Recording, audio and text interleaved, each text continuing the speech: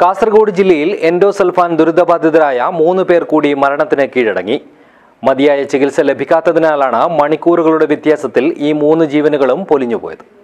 Endosulfan വിഷമഴയുടെ ഇരകളായി നരകയാതന അനുഭവിച്ചു വന്ന 3 പേരാണ് കഴിഞ്ഞ 3 ദിവസത്തിനിടെ കാസർഗോഡ് ജില്ലയിൽ മരണപ്പെട്ടത്. കാഞ്ഞങ്ങാട്ടെ പ്രാർത്ഥന, ഇരിയ സായി ഗ്രാമത്തിലെ അശ്വതി, ചീമേനിയിലെ ഹരികൃഷ്ണൻ എന്നിവരുടെ ജീവനാണ് മണിക്കൂറുകളുടെ വ്യത്യാസത്തിൽ പൊലിഞ്ഞുപോയത്. ഹരികൃഷ്ണൻ ശനിയാഴ്ചയും പ്രാർത്ഥന തിങ്കളാഴ്ചയും അശ്വതി ചൊവ്വാഴ്ച പുലർച്ചെയുമാണ് മരിച്ചത്. ആലാമിപ്പള്ളി കല്ലഞ്ചിറയിലെ പ്രഭാകരന്റെയും ലതയുടെയും മകളാണ് 17-കാരിയായ പ്രാർത്ഥന.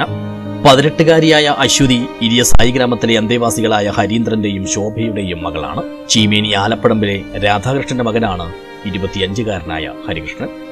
എൻഡോസൾഫാൻ ദുരിതബാധിതർക്കായി സർക്കാർ പ്രഖ്യാപിച്ച സൗജന്യ ചികിത്സ മാസങ്ങളായി മുടങ്ങിയിരിക്കുകയാണ്. അതുകൊണ്ട് തന്നെ ആവശ്യാനുസരണമുള്ള ചികിത്സ ലഭിക്കാത്തതിനെ തുടർന്നാണ് ഈ 3 പേരെയും മരണം കീഴടക്കിയത്.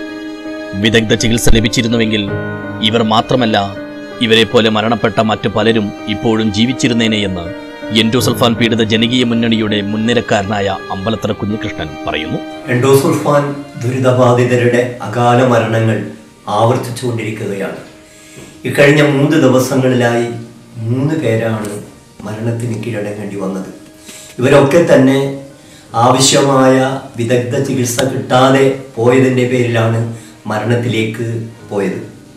കാസർഗോഡ് ജില്ലയിൽ ഇന്നും എൻഡോസൾഫാൻ ദുരിതബാധിതർ അടക്കം മാത്രമല്ല, മറ്റ് രോഗികൾക്ക് കൂടി അവരുടെ ആവശ്യമായ ചികിത്സ ലഭിക്കാനുള്ളതായ ഒരു സംവിധാനവും ഇല്ല എന്നുള്ളതാണ് വസ്തുത. കൂടാതെ ഇവരുടെ രോഗങ്ങൾ എന്താണെന്ന് പോലും തിരിച്ചറിയാൻ കഴിയാത്ത ആരോഗ്യ സംവിധാനമാണ് കാസർഗോഡ് ജില്ലയ്ക്കകത്തുള്ളത്.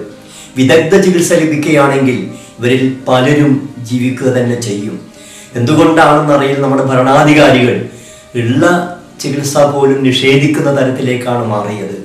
ഇക്കാലം അത്രയും അവർക്ക് സൗജന്യ ചികിത്സ ഇപ്പം മംഗലാപുരം പോലുള്ള ആശുപത്രികളിലും മറ്റ് പല ആശുപത്രികളിലും ലഭിച്ചുകൊണ്ടിരുന്നു. എന്നാൽ അതൊക്കെ തന്നെ നിർത്തിവെക്കുകയാണ് ഉണ്ടായത്. കാസർഗോഡ് ജില്ലയിൽ ഒരു ചികിത്സാ സംവിധാനം ഒരുക്കി ഈ ചികിത്സ കൊടുക്കാതിരുന്നാൽ നമുക്ക് മനസ്സിലാക്കാം. എന്നാൽ അതല്ല ചെയ്തത്. നിലവിലുണ്ടായിരുന്ന സൗജന്യ ചികിത്സ പോലും നിർത്തിവെച്ചുകൊണ്ട് ഇവരെ മരണത്തിലേക്ക് തള്ളിവിടുന്ന ഒരു സമീപനമാണ് സർക്കാർ ഇന്ന് നടത്തിക്കൊണ്ടിരിക്കുന്നത്. എത്രയും അടിയന്തരമായി ഈ പ്രശ്നങ്ങൾക്ക് പരിഹാരം കാണാൻ ആവശ്യമായ നടപടികളാണ് ഒരു ജനാധിപത്യ സർക്കാർ സ്വീകരിക്കേണ്ടത് എന്നാണ് ഞങ്ങൾക്ക് പറയാനുള്ളത്. അധികാരത്തിന്റെ സുഖസൗകര്യങ്ങളിൽ മാത്രം അഭിരമിക്കുന്ന മനുഷ്യത്വമില്ലാത്ത വർഗമായി ഭരണാധികാരികൾ മാറിയിരിക്കുന്നുവെന്ന് കുറ്റപ്പെടുത്തുന്ന ജനകീയ മുന്നണി ദുരിതബാധിതരുടെയും സാധാരണക്കാരുടെയും ഇതുപോലുള്ള ഓരോ മരണത്തിനും ഭരണകൂടം എണ്ണി ഉത്തരം പറയേണ്ടതുണ്ടെന്നും ആവശ്യപ്പെടുന്നു. 6728 പേരാണ് ഇതുവരെ എൻഡോസൾഫാൻ ദുരിതബാധിതരുടെ പട്ടികയിൽ ഇടം നേടിയത്.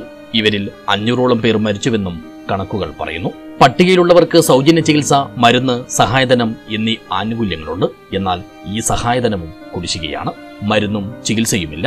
മംഗളൂരുവിലെ ഒന്നിലേറെ ആശുപത്രികളിൽ ഇവർക്ക് ചികിത്സിക്കാൻ പണം വേണ്ട. കേരള സർക്കാരുമായുള്ള കരാറിന്റെ ഭാഗമായിട്ടാണിത്. ചികിത്സാ ചെലവ് മുഴുവൻ അതത് വർഷം കേരള സർക്കാർ നൽകണം.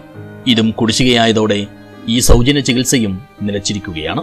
ഇങ്ങനെ അധികാരികളുടെ ആത്മാർത്ഥതയില്ലാത്ത വാഗ്ദാനങ്ങളുടെയും മനുഷ്യത്വരഹിതമായ അവഗണനകളുടെയും നടുവിൽ എൻഡോസൾഫാൻ ദുരിതബാധിതരുടെ ജീവിതം അനുദിനം ഉരുകിത്തീരുകയാണ്. News desk, Kasaragod vision.